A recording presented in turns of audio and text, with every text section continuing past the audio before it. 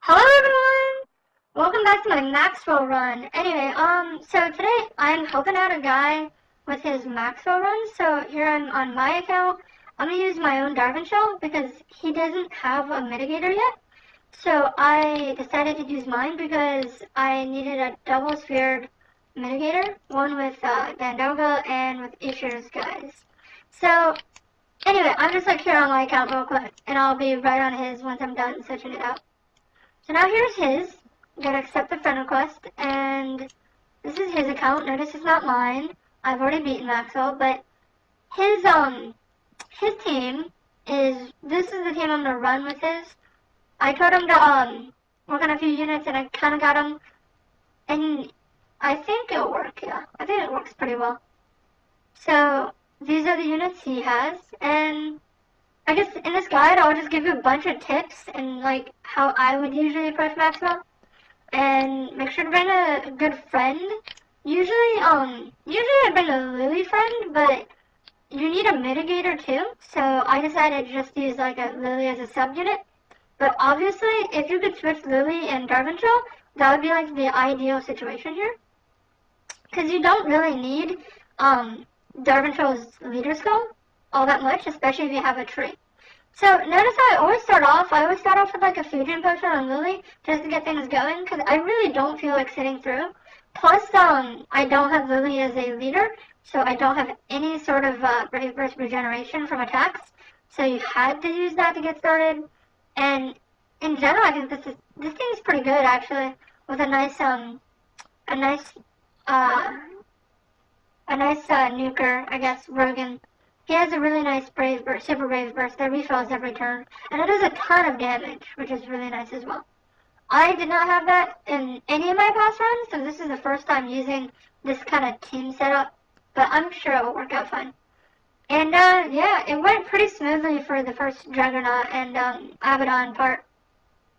And you just gotta make sure to have everyone up every round, make sure to have everything like, and don't mess up, I guess. Yeah, also, the thing with Maxwell is that there's a lot of luck to it, so you have to be careful that sometimes you might be able to and sometimes you won't, just because of like how the AI controls Maxwell and how Maxwell attacks you. So like, don't be frustrated if like on your first few rounds you don't actually make it through, because sometimes it's just luck and you might not have gotten lucky in a few runs that you tried. Because I know I actually tried 2 runs with his team. The first one I actually messed up near the end when I miscalculated a destiny. But yeah, so this is actually the second try. So it's not like everyone gets it on the first try. Sometimes with certain teams it's really easy, but it's never guaranteed. So don't feel frustrated if you like can't always get on the first try, obviously. So Juggernaut's almost dead, and notice that like the amount of Brave Burst regen I'm getting from his attacks are like not enough to actually keep everyone up. If Lily had been a leader instead of a subunit, this would have been much easier. I can tell you that. I know it's actually I think it's more important to have a Darwin troll than it is to have a Lily, in all honesty. Because you would always use a Grawl lead, and everyone who attacks Maxwell has a Grawl already. So you don't need another Lily because you can't possibly use 2 leads yourself. So I think it's important to have a mitigator. Now, he actually has a mitigator, but it's Naruza, and it wasn't double sphered, and I did not want to try that because it has no attacks, and it's not double sphered. So I used mine instead because I didn't want to try that. But in general, I think it's better to have your own mitigator. So, obviously, mitigators are more important. So this is a Abaddon. Abandon. No, Abaddon. I'm going to call him Abaddon. And there's only 2 things to really be afraid of for him. It's that, like, halfway through his HP, he has this one attack that, I think it's called Deathgate. Don't really care what it's called, but it's like, it does a bunch of nukes on your units. Gotta make sure to mitigate through that or defend through that. And then there's another one at like 30%, which is kind of harder to figure out. I guess I'll like try to tell you guys when it happens. But it's at 30% where he actually like, he will, I think, have a speech, and like it's actually a stronger version of the nuke. Because I always seem to lose someone there. I never lose anyone on the first one. I always lose someone on the second one for some weird reason. So it's almost at half HP. Next round, I'll bring him down to below half, and then I'll show you what I mean.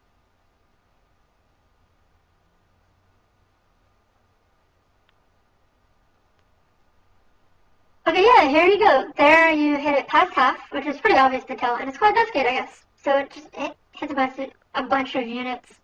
It's not too bad. Honestly, no one died. It wasn't all that big of a deal. And yeah.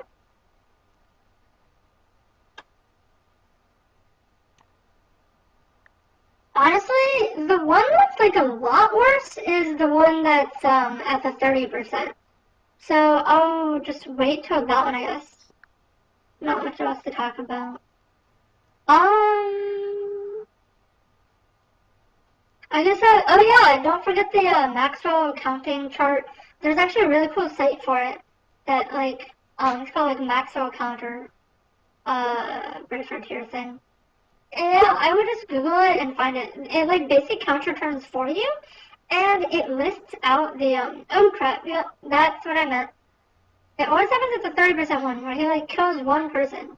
I noticed that actually blocked with Darwin Show because I didn't mitigate that turn. So yeah, I guess there would be about when he uses it. Be careful about there. I remember it's like yeah, about halfway through your little before halfway through your left units. Alright, we're gonna skip the rest of that because there's nothing else to really talk about. So here's the Maxwell battle. And this is basically the harder part of the battle, obviously. It's the main part.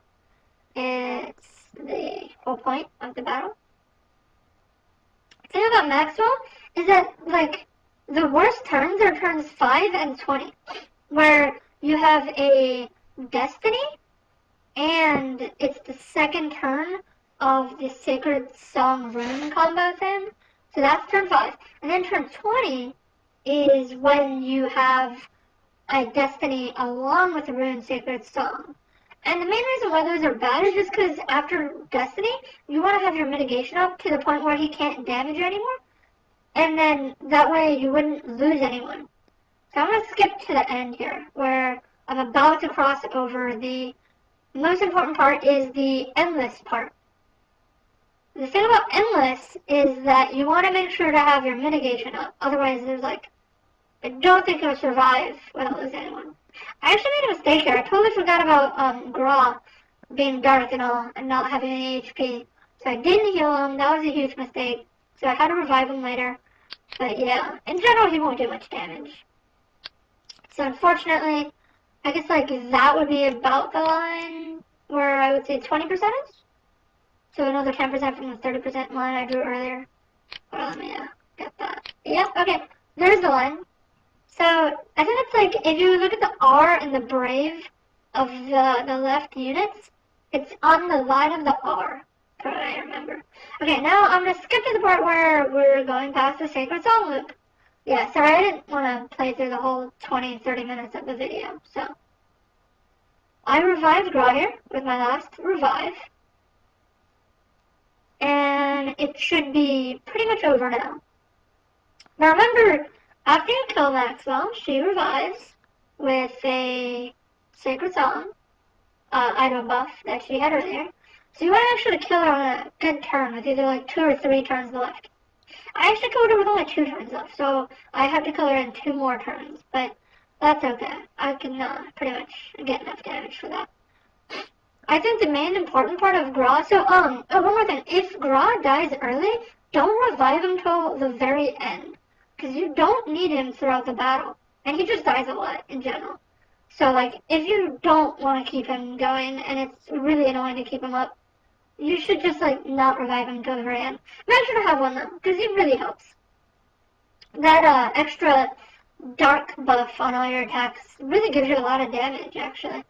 So this will be the very last turn. I'm about to kill Maxwell. And yeah, I have a few fusions left, so I'll use them up. Why not? Again, you don't really need any fusions. Notice, like, with Rogan, I would have had enough damage anyway, but yeah. Let's just make sure we kill Maxwell. And then, ta-da! There you go. I don't think there's anything else to say, really. But, I hope you guys learned a bunch. If you actually need any help with Maxwell on your own, if you actually need any help physically doing it, I am open for more, I guess. Could do another video if you guys want. So, anyway, thanks for watching.